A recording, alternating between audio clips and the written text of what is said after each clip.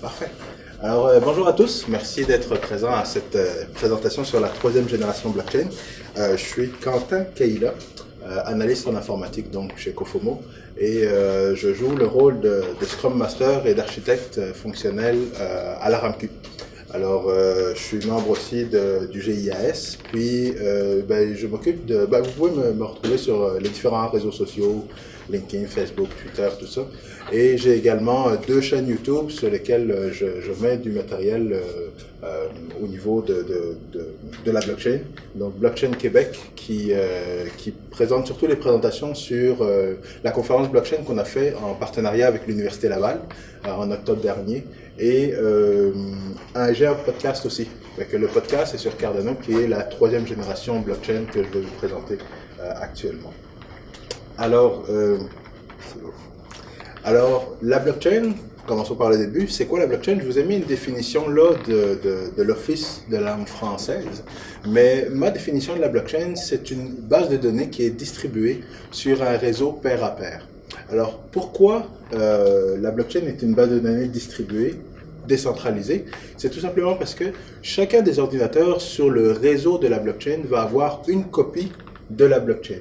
Il va avoir une copie de cette base de données pour être en mesure de valider des transactions et de les store et de les conserver donc dans cette base de données, de toujours avoir une copie à jour sans avoir besoin d'avoir une centralisation. Donc, un seul serveur qui a toute l'information sur les transactions, sur les différents états de la blockchain. Alors, ce qu'il faut savoir, c'est que la blockchain, c'est surtout un protocole informatique. C'est un protocole basé sur une infrastructure technologique. Cette infrastructure technologique-là, elle sert à pouvoir conserver des actifs 100% numériques.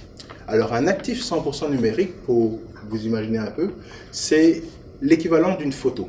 Alors, si je prends une photo et que je veux que cette photo ne soit pas dupliquée et répliquée partout sur Internet, je veux être sûr que cet actif qui est numérique est rare, et que je suis le seul à posséder cette photo-là. À ce moment-là, je vais la stocker sur la blockchain en étant sûr que c'est encrypté, que c'est sécurisé et que je suis le seul propriétaire de cette photo-là. À ce moment-là, si c'est rare et que personne ne peut dupliquer cette photo-là, elle peut commencer à prendre de la valeur parce que elle va devenir je vais devenir propriétaire de cet actif numérique-là. C'est le principe de la blockchain, donc un système de stockage d'informations qui est 100% numérique. Les réseaux, comme je vous l'ai précisé, ce sont des réseaux qui peuvent être privés ou qui peuvent être publics. Et dans le fond, plus il y a d'acteurs qui participent à sécuriser le réseau, plus on doit avoir un consensus, une entente ou un certain nombre de règles qui sont codées, qui sont dans le protocole informatique pour que tous ces acteurs-là puissent suivre la même règle pour sécuriser le réseau. Donc, les concepts que je vous présente sont des concepts plus de blockchain public. Fait que l'idée au niveau de la blockchain, c'est que ce soit un protocole ou du code qui est open source. On veut que tout ce qui soit stocké sur la blockchain soit transparent. On ne dit pas par transparence, on ne dit pas que tout peut être lu et tout peut être qu'on peut voir l'information, mais qu'on soit capable de valider que l'information est correcte. Parce qu'on veut quand même que l'information soit sécurisée, on veut qu'elle soit anonyme, on veut qu'elle soit neutre, on veut qu'il n'y ait pas de censure, qu'il n'y ait pas d'acteur qui soit en mesure de dire « j'accepte cette transaction et je retire cette transaction-là ». On veut qu'elle soit sans frontières, on veut être en mesure de rejoindre partout dans le monde pour pouvoir contribuer, pour pouvoir accéder à cette technologie-là. On veut éviter d'avoir la nécessité de faire affaire avec des intermédiaires de confiance, des intermédiaires comme des institutions ou des institutions financières pour transférer nos actifs, que ce soit des actifs de valeur comme l'argent ou tout autre bien. Et on veut que l'information sur la blockchain soit immutable. Donc, immutable, on ne veut pas on veut être sûr que l'information qui est sur la blockchain reste sur la blockchain et qu'elle ne soit pas facile à falsifier finalement. Et la décentralisation, comme je le précisais, c'était pour être sûr qu'un seul acteur n'ait pas le pouvoir de pouvoir changer l'information. Donc, en ayant une réplication de la base de données partout, un pirate devrait attaquer tout le réseau pour être sûr de modifier l'information sur tout le réseau Et ça, c'est l'idée en arrière de la décentralisation. Alors, la blockchain, est-ce qu'elle est nécessaire ou non? Ça, c'est la question que pas mal de monde se pose. Et je suis désolé, je pensais que j'allais avoir un écran plus grand, mais en fait, c'est que ça, ce sont différentes questions qu'on peut se poser pour savoir si ça vaut la peine d'utiliser la blockchain ou d'insérer la blockchain dans un processus ou dans un modèle d'affaires. Alors, les différentes questions, ce que vous avez ici, c'est n'utilise pas la blockchain. Les différents points que vous avez ici, ce sont les différents types de blockchain que vous pouvez utiliser selon le contexte. C'est du cas par cas. Alors, la première question qu'il faut se poser, c'est est-ce que j'ai besoin de conserver l'état d'un processus? L'état d'un processus, est-ce que j'ai besoin de le conserver? Si j'ai besoin de le conserver, ça veut dire que j'ai pas besoin ça veut dire que je peux potentiellement utiliser la blockchain pour conserver un état, où est-ce que je suis rendu dans mon processus. La deuxième chose, c'est est-ce qu'il y a plusieurs acteurs qui peuvent modifier le processus dans le processus ou le modèle d'affaires? Est-ce qu'il y a plusieurs acteurs qui peuvent écrire et changer l'information? Si oui, à ce moment-là, il y a beaucoup de chances qu'on puisse utiliser la technologie blockchain. La troisième question, c'est de savoir, est-ce que j'ai besoin de faire affaire avec un intermédiaire de confiance? Un intermédiaire de confiance qui peut être, l'exemple que je peux donner, ça peut être un avocat. Est-ce que j'ai besoin de donner le pouvoir à une personne pour superviser mon processus, pour superviser mon modèle d'affaires? Sinon, si la réponse est non, si jamais je ne veux pas faire affaire avec un intermédiaire parce que ça va me coûter beaucoup d'argent ou parce que ça risque de ralentir mon processus, à ce moment-là, il y a de bonnes chances que la technologie blockchain puisse être utilisée. La dernière question qu'on va avoir, c'est est-ce que tous les acteurs qui veulent sécuriser ce réseau-là se connaissent? Ou est-ce qu'ils sont tous anonymes? Est-ce que ce sont des gens qui peuvent participer puis sortir du réseau? Ou alors c'est un consensus de personnes? Quand on est rendu à ce niveau-là, à savoir si les acteurs qui veulent sécuriser le réseau, quand on est rendu là, on se rend compte que peu importe la réponse qu'on va donner, si ce sont des acteurs anonymes, un exemple que je peux donner d'acteurs anonymes dans le téléchargement au niveau du protocole BitTorrent, les gens décident de pouvoir télécharger et de pouvoir rendre disponible leur contenu, mais ils restent anonymes.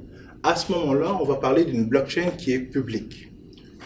Un autre exemple d'une blockchain publique, la blockchain que vous connaissez toutes, le Bitcoin. C'est une blockchain publique où chacun peut, de son gré, contribuer à être un nœud pour valider le réseau. Si on veut que les acteurs au niveau de la blockchain soient tous connus, se fassent confiance, à ce moment-là, on peut penser à intégrer la technologie blockchain. L'exemple que je peux vous donner, ce serait au niveau de la santé. Si on veut utiliser la technologie blockchain au niveau de la santé, il pourrait y avoir un consortium de tous les hôpitaux qui se connaissent, qui se font confiance. À ce moment-là, on parle d'une blockchain privée, parce que tous les acteurs se connaissent. Blockchain privée ne veut pas dire qu'il ne peut pas y avoir des acteurs extérieurs, qui veulent valider l'information qui se trouve sur la blockchain. À ce moment-là, la blockchain va être publique pour les acteurs externes, mais va être privée au niveau des acteurs qui centralisent, qui contrôlent le réseau, qui valident le réseau, qui le sécurisent. Alors, je m'excuse d'accord. Alors, les cas d'utilisation les plus connus au niveau de la blockchain, ce que vous allez souvent entendre, c'est qu'on peut utiliser la blockchain dans des cas comme la logistique. Donc, à partir du moment où un produit est fabriqué en entreprise, on veut être sûr qu'il n'a pas été falsifié ou qu'il n'a pas été endommagé dans tout son transport jusqu'à ce qu'il arrive en magasin ou à destination. Fait que pour ça, on peut utiliser la technologie blockchain qui va être une technologie plus décentralisée où le contrôle n'est pas en dedans d'une personne, mais qu'on a plusieurs partenaires qui veulent s'assurer que à partir du point A jusqu'au point B, l'information n'a pas été falsifiée. On peut avoir l'exemple aussi de services financiers, donc de transférer des actifs de valeur d'une personne à l'autre sans passer par une institution financière. Au niveau de la propriété intellectuelle, donc je vous donnais l'exemple d'une photo, on peut élargir ça à un livre, à une peinture, à de la musique. Donc tout ce contenu qui pourrait être 100% numérique peut être stocké sur la blockchain et par un mécanisme de cryptographie, je peux être la seule personne à avoir la propriété de ce contenu numérique. On peut avoir un système de vote, un système de tokenisation. La tokenisation est juste le principe de numériser un actif qui existe vraiment. Alors, si j'ai un immeuble, chacun des appartements de cet immeuble peut être représenté de manière numérique par des tokens, par des crypto-monnaies. Et à ce moment-là, si on a des plateformes d'échange, ça devient plus facile de pouvoir échanger, de pouvoir vendre ces différentes représentations, ces différents tokens qui représentent vraiment un appartement. C'est plus facile de les vendre et de les échanger sans passer encore une fois par un intermédiaire de confiance. Alors, il y a le programme de fidélisation, puis Cofomiles Coin, c'est un projet à l'interne.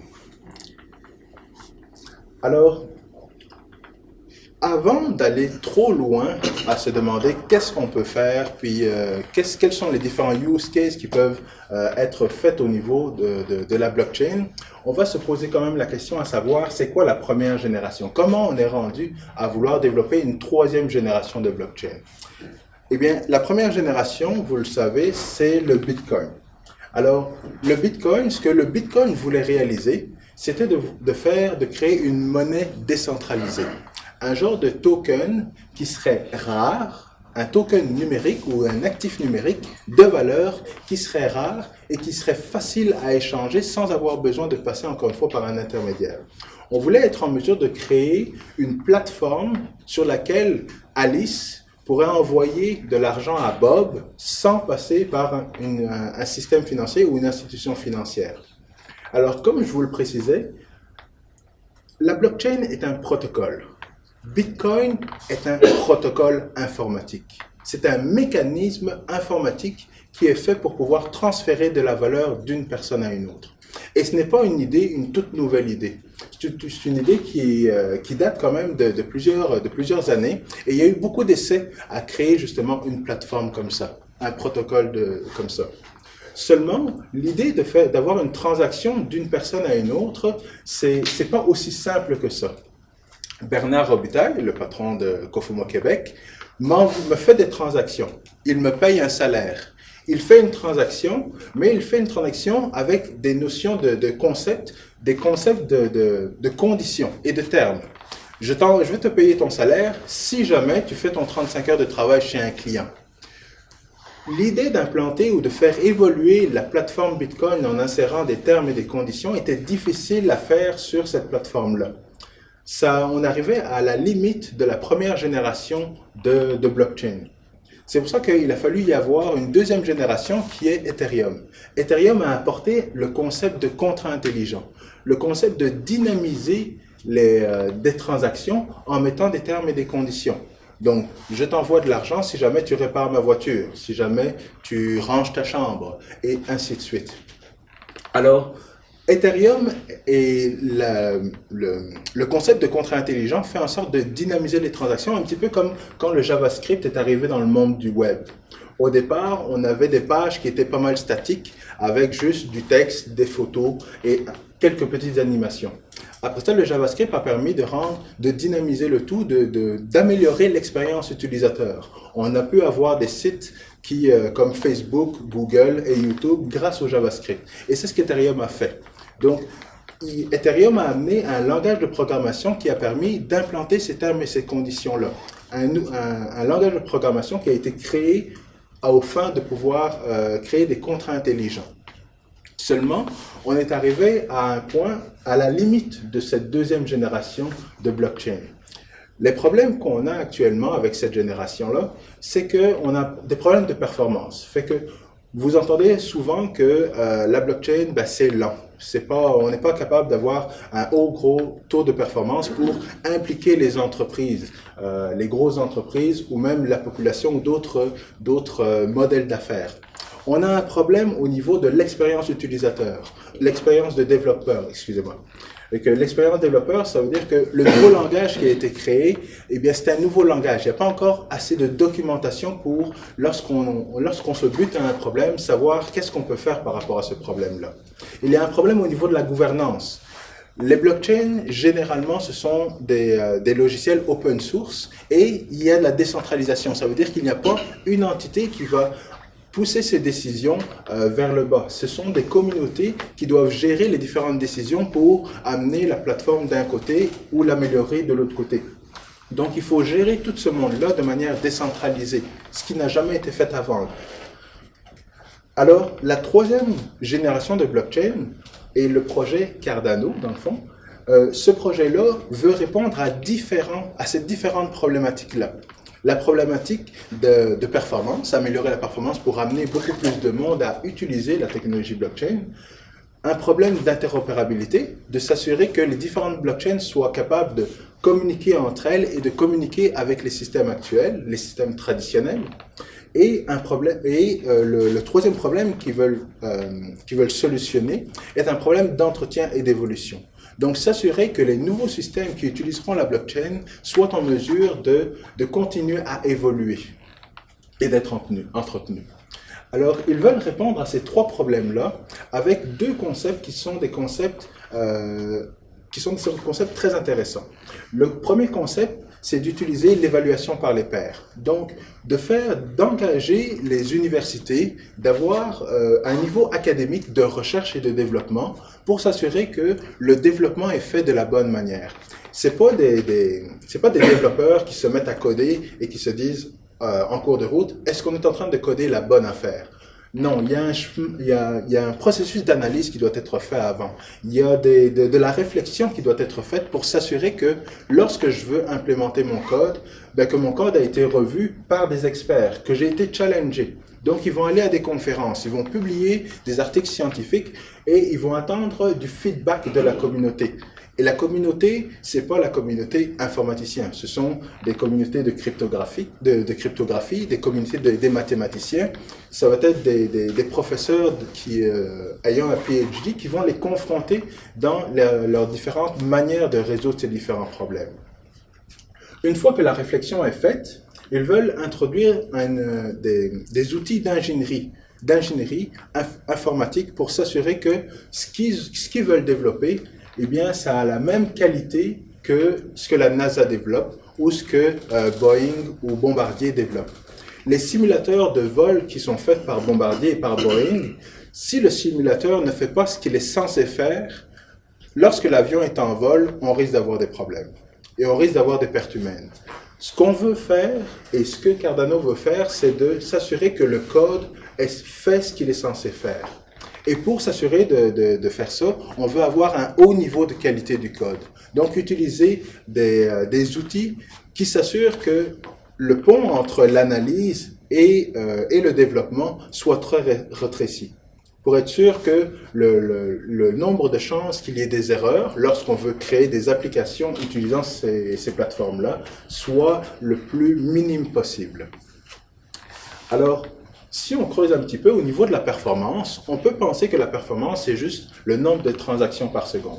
On peut penser que la performance, c'est juste, on veut avoir un certain nombre de transactions par seconde et que les utilisateurs et que les entreprises vont directement adopter cette technologie-là. Sauf que c'est plus difficile que ça.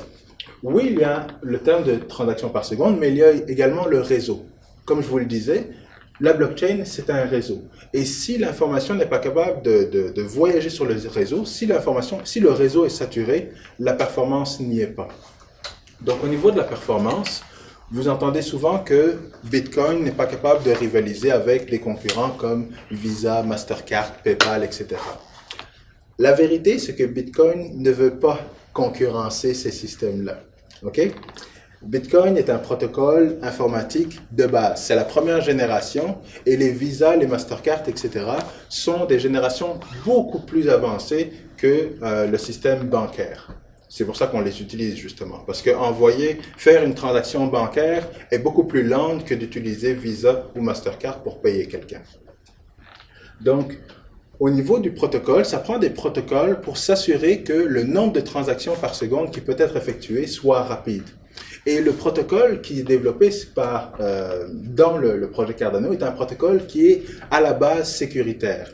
Ce qui fait en sorte que une fois qu'on rajoute des différents modules et qu'on fait évoluer ce protocole-là, bien, on gagne en productivité, on gagne en performance, mais on garde toujours le niveau de sécurité de base. C'est ça qui est important. Au niveau du réseau, ben, comme je le disais, on veut s'assurer que l'information qui voyage sur le réseau qui est pair à pair, que le réseau ne soit pas saturé. Donc, que chacun des ordinateurs qui se trouvent sur le réseau soit capable de recevoir les différentes transactions et de mettre à jour sa chaîne de blocs, sa blockchain. Pour ça, et on peut utiliser des techniques comme les techniques qui sont utilisées au niveau du protocole d'Internet qui est TCP/IP. Donc, le fait d'avoir un message, de le couper en différents morceaux, de l'envoyer sur le réseau et lorsqu'il arrive à destination, le message se recomplète et à ce moment-là, on peut plus facilement utiliser un réseau et éviter de l'engorger. On peut aussi utiliser une technique qui serait de changer l'architecture du réseau ou alors tout simplement de briser le réseau en plus petits, en sous-réseaux. À ce moment-là, chacun des sous-réseaux peut traiter un grand nombre de transactions et après ça, juste mettre à jour les autres plus petites parties du réseau. Il y a encore de la recherche et du développement qui est fait à ce niveau-là. Le troisième élément, c'est l'élément de données. Alors, je voulais préciser, une blockchain, c'est une base de données. Et les transactions qui sont sur la blockchain, normalement, devraient rester là à vitam aeternam. Fait qu'on va avoir des bases de données qui vont grossir au fur et à mesure. Et si on veut que chacun des acteurs sur le réseau soit capable de garder un gros nombre de données, à ce moment-là, il faut trouver des techniques comme la compression ou alors partitionner la blockchain.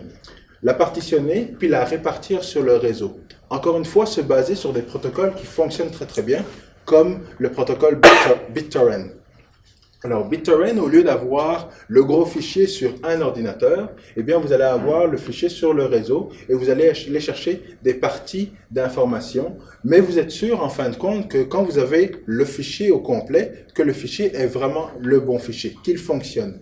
Donc, on va utiliser des techniques de partitioning et on va utiliser des techniques de cryptographie pour s'assurer que lorsque j'ai une transaction qui a lieu aujourd'hui, et que j'ai 10 ans d'historique, je n'ai pas besoin de remonter dans le 10 ans d'historique pour valider chacune des transactions, pour s'assurer que la transaction qui a lieu actuellement fonctionne. Je veux juste avoir une preuve cryptographique assez rapide à déchiffrer pour me donner la validation que la transaction est correcte. Alors ça regroupe un petit peu le niveau de performance au niveau des blockchains de troisième génération. Au niveau des troisième génération, le deuxième problème, c'est l'interopérabilité. Alors, il y a différentes blockchains qui ne comprennent pas qu'il faut continuer à être en mesure de faire affaire avec le monde actuel, avec les systèmes traditionnels qui sont les systèmes bancaires, les systèmes gouvernementaux ou les systèmes médicaux. Fait que, au niveau du monde de la blockchain, il est difficile d'interagir avec chacune des blockchains. La blockchain Bitcoin n'est pas capable d'interagir avec la blockchain Ethereum. Pour ça, il faut développer des standards au niveau de la technologie blockchain et il faut utiliser aussi des techniques pour pouvoir communiquer avec le monde actuel, comme je le précisais. Si jamais je reçois un certain montant en héritage en crypto-monnaie et que je m'en vais avec cet argent-là à une banque, et que je leur dis, ben, j'aimerais déposer tout ce montant-là. Imaginons à l'époque où le Bitcoin était à 20 000 $ et puis que j'avais reçu un 100 000 $ en Bitcoin et que je voulais aller le déposer à la banque aurait commencé à me poser des questions, à savoir, ben, où est-ce que tu as reçu l'argent? Peux-tu nous prouver que c'est bien de l'argent, que c'est pas du blanchiment d'argent? Peux-tu nous donner plus d'informations sur la transaction que tu as reçue dans ton monde de blockchain puis de crypto-monnaie? Et c'est très louable qu'ils me posent ce genre de questions-là parce que les banques ou les systèmes médicaux sont des entités qui sont régulées, qui doivent répondre à certaines règles. À ce moment-là, ils ont besoin d'informations en plus que juste quelqu'un m'a fait une transaction dans le monde des crypto-monnaies ou de la blockchain. Ils ont besoin d'avoir de l'information sur la transaction, des métadonnées.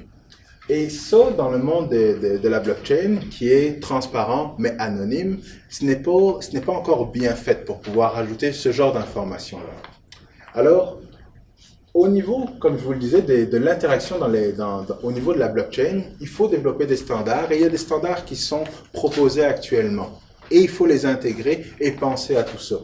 Au niveau des institutions qui sont régulées, il y a 3 points qui sont importants. Donc, le point des métadonnées. L'important au niveau d'une transaction, c'est pas de savoir combien vous avez dépensé ou le montant d'argent que vous avez transféré. L'important, c'est de savoir où est-ce que vous l'avez transféré, pourquoi vous l'avez transféré, à quel lieu géographique vous étiez à ce moment-là. Les institutions ont besoin de cette information-là pour évaluer le niveau du risque d'une transaction. Si je transfère 500 millions de dollars de ma banque Desjardins à ma banque Desjardins à ma banque de RBC, par exemple, c'est très commun. Ça peut être très commun. Ça peut être juste 2 business qui font une transaction et probablement que personne ne va vérifier l'information. Si j'envoie le même montant de ma banque Desjardins à ma banque dans les îles Caïmans, je pense que le niveau de risque ou le niveau d'intérêt des institutions va monter un petit peu. Pourquoi? Parce qu'ils veulent savoir c'est quoi l'histoire autour de la transaction. Et pourtant, c'est le même montant d'argent, c'est la même transaction. Mais c'est juste qu'ils veulent avoir plus d'informations. Ils veulent donc avoir l'information. Et cette information-là, c'est de l'information sensible, c'est de l'information personnelle. Donc, c'est pour ça qu'on a besoin de techniques comme des techniques cryptographiques pour s'assurer que lorsque un acteur de la transaction veut ou a besoin de cette information-là, il soit capable de faire une transaction et d'intégrer cette information-là pour que l'autre acteur soit capable de vérifier l'argent, vérifier l'authenticité de la transaction et d'accepter. Parce que les gens dans le monde traditionnel trouvent que faire affaire avec le monde de la blockchain ou le monde des crypto-monnaies est très, très risqué. Parce qu'ils ont besoin, encore une fois, de ces différentes composantes-là. La deuxième composante, qui est l'identification, c'est vraiment d'être en mesure de nommer les personnes qui sont impliquées dans cette transaction. Desjardins, la Banque nationale, Quentin Kaila ou sa mère en Europe. Cofomo vers une banque. Donc c'est un sous-ensemble des métadonnées, mais qui est tellement important qu'on doit le retirer et en faire un point à part. Au niveau de la conformité, c'est de s'assurer que les transactions, que ce soit des transactions bancaires ou des transactions médicales, par exemple, que ces transactions-là soient conformes aux normes, aux règles. Donc, dans le domaine médical, il faut que les transactions répondent aux normes, par exemple, de l'Ordre des infirmières ou du Collège des médecins pour que ce soit des transactions valides, pour que ce soit un système ou une application qui soit reconnue.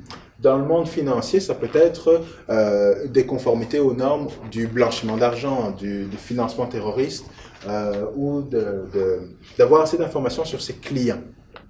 Alors, ça fait le tour pas mal de la partie ou du pilier de l'interopérabilité si on veut bâtir des blockchains de 3e génération. Le dernier point que j'aborderai, c'est au niveau de l'entretien et de l'évolution. Alors, je suis content que la présentation précédente soit au niveau de l'agilité parce que je trouve que ça ressemble beaucoup à l'agilité, ce point-là. Et même dans les systèmes actuels, c'est un point qui est très important, mais qui est remis généralement à la fin du projet. On en pense à la fin de l'entretien et de l'évolution lorsqu'on fait un nouveau projet ou qu'on fait un nouveau système. Et pourtant, c'est quelque chose d'important. Parce que dans le monde de la blockchain ou des crypto-monnaies, ce qu'on veut, c'est avoir des systèmes décentralisés, donc des systèmes qui sont autonomes. Donc, si on pouvait développer des systèmes qui se financent eux-mêmes, qui s'autofinancent pour payer leur entretien et leur évolution. Parce que, comme je le précisais, au niveau de l'agilité, ce qu'on se dit dans le fond, c'est qu'on a un carnet de produits. Donc, on pourrait avoir un système de soumission de projet une fois que le projet est livré ou que le système est là. Pour qu'il s'autofinance, on va avoir un système comme un carnet de produits, avec différentes choses à faire qui n'ont pas pu être faites au niveau du projet. Parce qu'au début du projet, on a un financement, on a un montant d'argent. Et ce montant d'argent-là, une fois qu'il arrive à la fin, au lieu d'attendre qu'un ministre ou qu'une institution nous donne le financement pour continuer le projet, on pourrait avoir un système de trésorerie. Un système de trésorerie qui, pour chaque transaction, prend une partie des frais de la transaction pour les mettre à l'écart, pour se financer, pour s'autofinancer et être autonome finalement. Avec ce système de trésorerie-là, on a le carnet de produits avec toutes les choses qu'il faut continuer à faire dans le projet. Et par la suite, on a un système de vote qui nous permet de prendre du budget et de voter sur la partie du budget qui doit aller au niveau de l'évolution. Quel projet au niveau de l'évolution est prioritaire pour se financer? À ce moment-là, on pense à la pérennité du système plutôt que d'attendre que quelqu'un ait le bon cœur de financer, de continuer les différents projets. Alors, le dernier point au niveau de l'entretien et l'évolution, c'est que les blockchains, de manière générale, c'est encore une fois, c'est de la décentralisation. Fait que ce n'est pas encore une entité qui va décider on s'en va dans telle direction-là. Et ça, on peut le voir un petit peu avec les logiciels libres, où on a généralement une communauté qui doit s'entendre, qui doit s'assurer que les décisions qu'on va prendre pour la continuité du système ou de la plateforme, eh bien, on doit les prendre ensemble. On doit éviter les conflits pour éviter de briser la communauté et se séparer en deux. À ce moment-là, on doit mettre en place des politiques de changement. Donc, s'assurer que chacun des changements qu'on veut faire soit étudié, soit évalué et soit implanté de manière sécuritaire pour garder la communauté ensemble.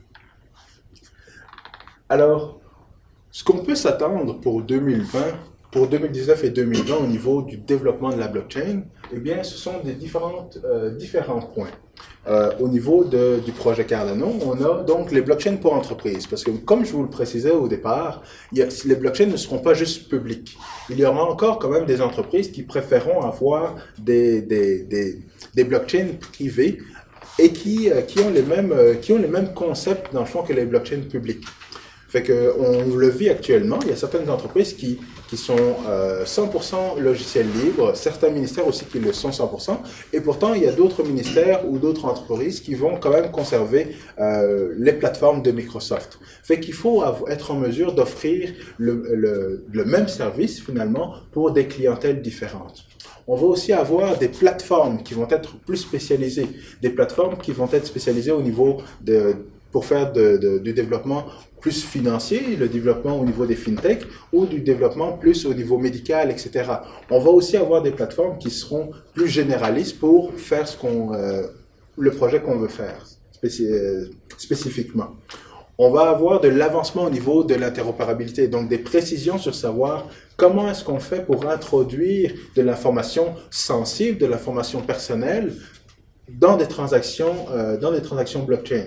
Donc, en utilisant, encore une fois, les cryptographies et la notion de contrat intelligent. L'encadrement légal, ces différentes plateformes ou ces différentes compagnies qui vont avoir expérimenté au niveau de la blockchain vont pouvoir plus conseiller le gouvernement au niveau de l'encadrement des startups ou l'encadrement légal en lien avec la technologie blockchain.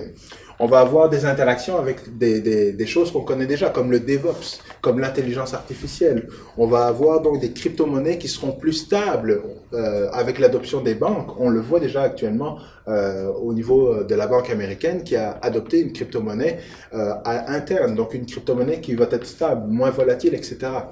Donc, il y a encore beaucoup de choses pour lesquelles on peut s'attendre au niveau des crypto-monnaies et au niveau de la technologie blockchain, mais ce sera des technologies blockchain de 3e génération.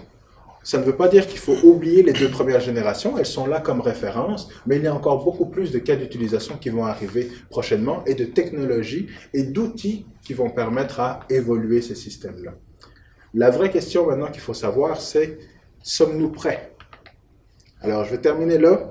Je pense que je vais répondre à des questions s'il y a des questions. Et puis sinon, merci encore d'avoir participé. Merci. Oui.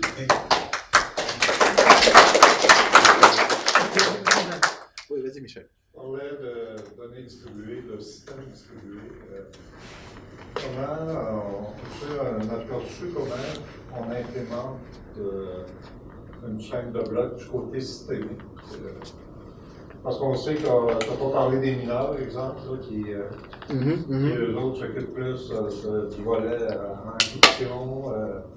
Les mineurs, en fait, vont être surtout importants dans les blockchains publiques. Alors, les mineurs dans les blockchains publiques, ça va être les blockchains où chaque personne peut participer en validant les transactions. C'est pour ça que les mineurs sont là, et l'intérêt des mineurs, c'est encore une fois, de valider les transactions. Fait que, à ce moment-là, quand tu veux implanter une blockchain, dépendamment de si c'est une blockchain privée ou publique, tu vas juste utiliser la plateforme et tu n'as pas besoin de te soucier des mineurs. Les mineurs seront toujours là. Il y aura toujours des gens qui vont vouloir participer à sécuriser le système et à s'assurer que le système est toujours up and running. Est-ce que ça répond à ta question? Oui. Si on fait évoluer le mode d'encryption, tu penses que dans ce cas-là, il va pouvoir avoir plusieurs versions de... Non. Non, parce que c'est... On va réencrypter toute l'info qui avait été encryptée au départ? Non. En fait, c'est que s'il y a des améliorations qui sont faites, elles sont toujours compatibles avec les anciennes versions ou les anciennes données qui sont déjà cryptées. Au niveau des mineurs en fait, c'est il va y avoir une mise à jour au niveau du logiciel ou du protocole, et chacun des mineurs va devoir mettre à jour son système.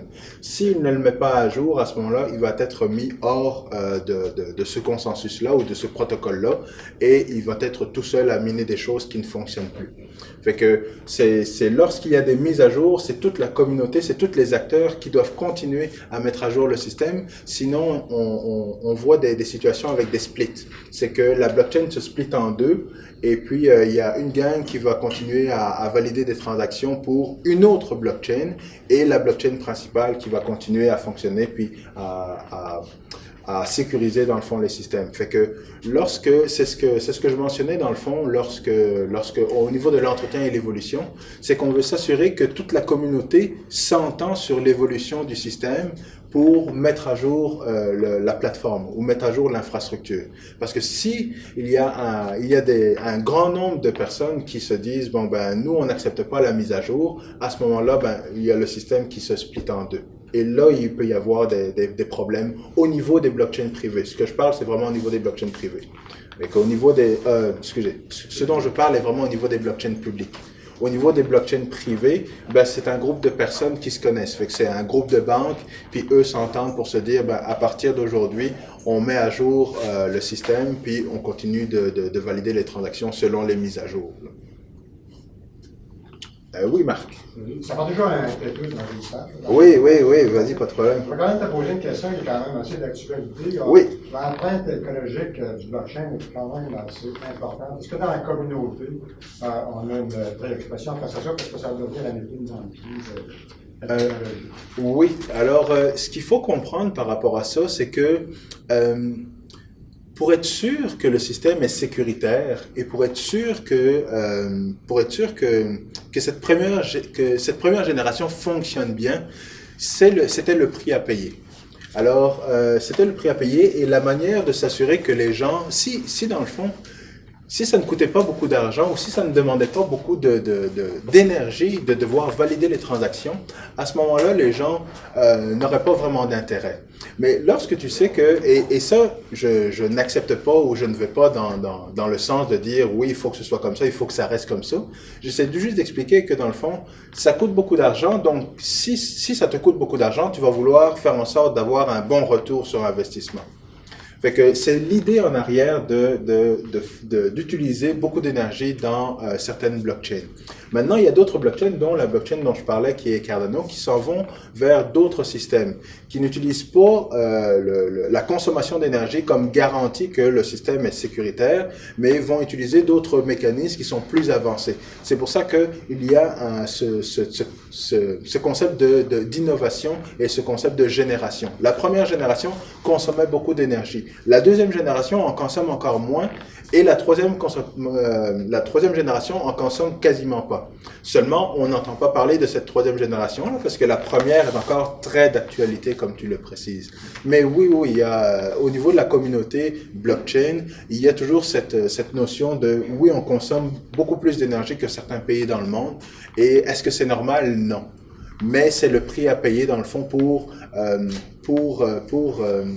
pour développer ces différents concepts au niveau de la transparence, de ne plus avoir la nécessité d'avoir des intermédiaires de confiance, d'avoir un système décentralisé. C'était le moyen qui a été utilisé pour partir ce projet-là, dans le fond. Kalilou, tu avais une question? C'était par rapport au minage, fait que Ok, t'as répondu. C'est bon. Mais Oui. il y a eu quand même des projets pilotes de récupération de la chaleur. Aussi. Fait que de ce point-là, oui, il y a certaines mines ou plusieurs projets dans le fond qui se disent, ben oui, au lieu de gaspiller cette chaleur-là et de ne rien faire avec, ben on peut s'en servir, notamment dans notre pays ici, pour continuer à faire des serres, à chauffer des serres, puis à faire pousser des fraises en hiver. Donc il y a la chaleur est gaspillée, puis je vous ai expliqué rapidement pourquoi c'est le cas, mais il y a des idées plus écologiques de se dire, ben, je gaspille la chaleur, mais je vais l'utiliser pour chauffer le bâtiment juste à côté. Il y a justement une mine qui a eu quelques problèmes, mais dont c'était ça le concept. C'était de dire, ben, on met du matériel informatique pour miner des crypto-monnaies et je mets cette infrastructure-là juste à côté d'un bâtiment et la chaleur s'en va pour chauffer le bâtiment. Alors, ils vendent ça aux alentours de 5 000 $, je pense, l'unité, là. Donc, ça fait d'une pierre deux coups, on va dire. Oui, il y avait une question. Oui, on entend beaucoup parler du blockchain pour les monnaies.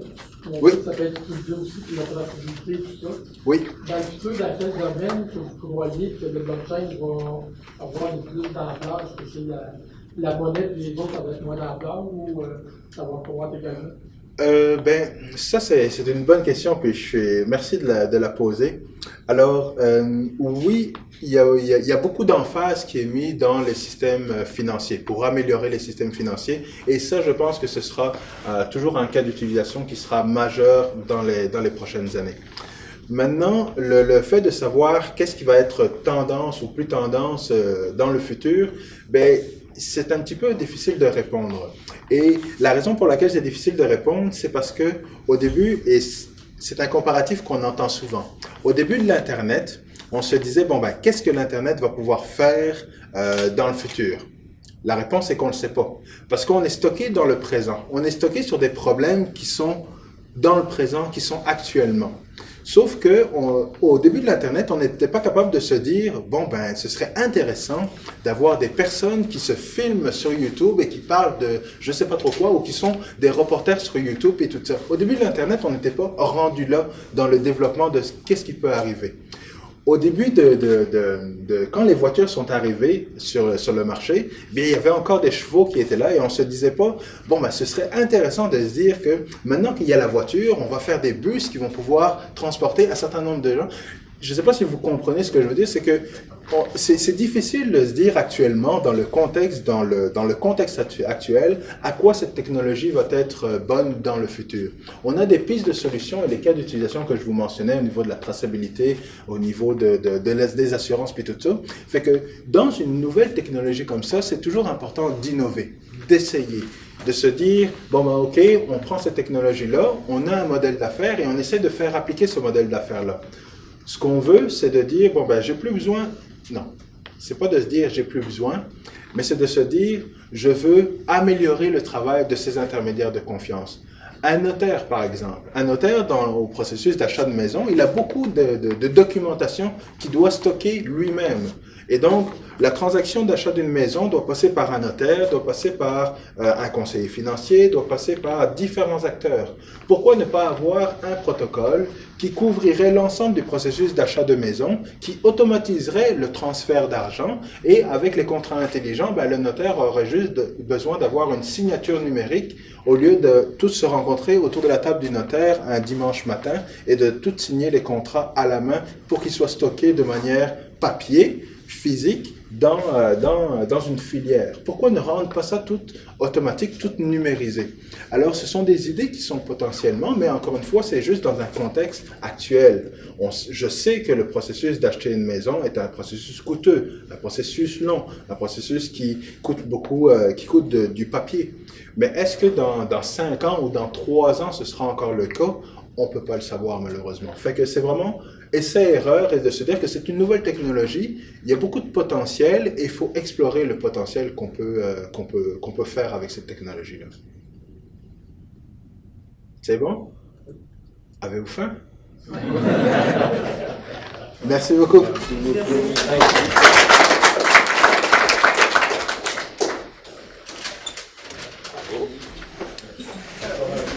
J'en ai appris.